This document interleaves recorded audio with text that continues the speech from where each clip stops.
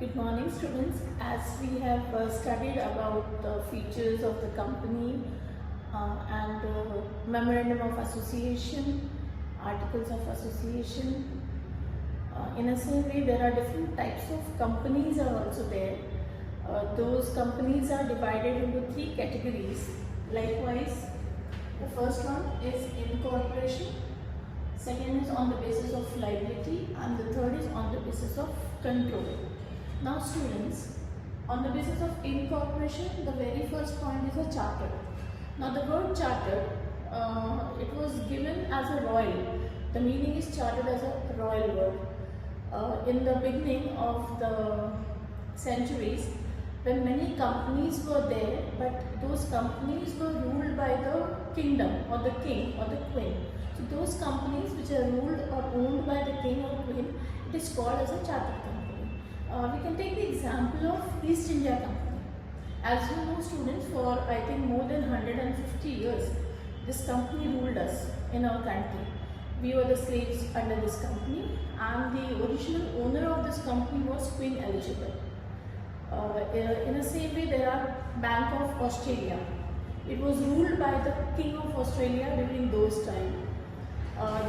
Similarly, but we can say that in today's time now, when the kingdom is not there, kings are not there, but there are some countries still kings are there and the ruling of the king is there, the emperors are there and they have their own companies.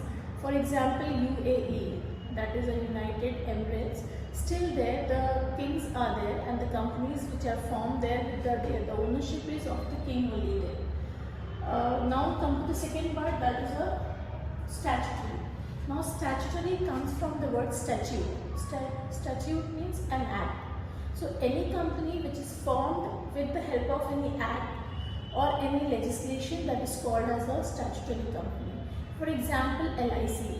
Now LIC is having the Insurance Act.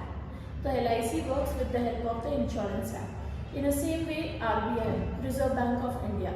Even RBI is one of the highest authority in today's time in case of all the decisions which they take for the banks and all that. But it came into existence with the help of Banking and Regulation Act 1944. And also the next company is registered company. Now registered. I hope we all have heard this word. What is registered? What is registration? We all have registered ourselves in this college, and that's why you are known as a student of the college. So registration is very important. And what is required for the registration? Your name, your address, your whole information, like what you are you resident of this country, which is foremost requirement. So in the same case for the registration of the company, the name, that is important, the registered office address, and as well as you belong to this country, that proof should be there for the registration of the company. Now any company which registered under the Companies Act 2013, that is known as the registered company. Earlier it was 1956, as you know, when we were writing before 2013, we used to write 1956. Now the second part, on the basis of liability. I hope we all know what is the liability. Liability is not the income, it's an expenditure or it's a burden. So it's a debt. In the same way, there are certain companies which are formed on the basis of liability. So the first is unlimited. Now word unlimited means when the assets, even though your contribution in the company is less, but you have to give sometimes more than your contribution to the business, that is called as the unlimited company. Now second part in that is limited, the company limited. Now limited liability means either by guarantee or by the share capital. Now by guarantee means as and when a company went into liquidation or the company wants more money for the expansion of any adventure or any other venture. So what company does? Company calls the shareholders and company takes the guarantee from the shareholders that okay, we want to go for the expansion and we want more money for that. And in that way they get the money from the existing shareholders in the business or from the outsiders, from the public also.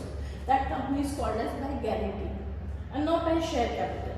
Now here, according to share capital means the money invested into the business. So it is divided into again two parts, public company and private company. As we said, in the public company, the ownership is purely of many people because many people are purchasing, the shares are being given to many people and they all are purchasing the shares of the company. So it's a public company. And private company. A private company, they don't call the public, they don't invite the public to come and buy the shares. A few people, a few group of people with their own capital, they start the business. That is called as the private limited company. The basic important is that when you're writing you are starting or you're writing the name of the public company, you have to use the word limited. That is the very important part for public or the private company. Now public company, we can take the example of railway, that is the best example. For private company, all the private companies, whether it's a Reliance, Bajaj, Kingfisher, Jet, these all are the private companies. Jet Airways, which was a public company earlier, now it is converted into the private company. Now the third part is on the basis of control. Now control means when you are taking the charge of some other thing, that is called as control. So it is divided into again in 4 categories. The very first one is a government company. The word government, the moment the word government is there, which signifies that where the maximum hold or the maximum control of the government is there, that company is called as the government company. So we can take the example that 50% of the shares are holded by the government, so that company will be called as a government company. After that, there is holding company. Now in holding company, who is having the superior power? That company is known as the holding, and the company which is at the inferior rights, that company is known as a subsidiary company. So for holding company, we can take the example of Meta, and for the subsidiary company, Facebook, WhatsApp, these all are the subsidiary companies, because the inferior powers of them and the superior power is with the holding company. Next is subsidiary, the same as I said, and the fourth one is associate. Now when two people are there, two companies are being associated to each other, they are together, but one is having some inferior powers and one is having a more superior rights and powers with them. So 20% suppose with the associate and the 50% share will be with the other company. So two companies, they merge together, but one company must be having more powers and the other company will be having the less power, but they both have come together and they are working together in the business. That is called as the associate company. In this, the example which we can give is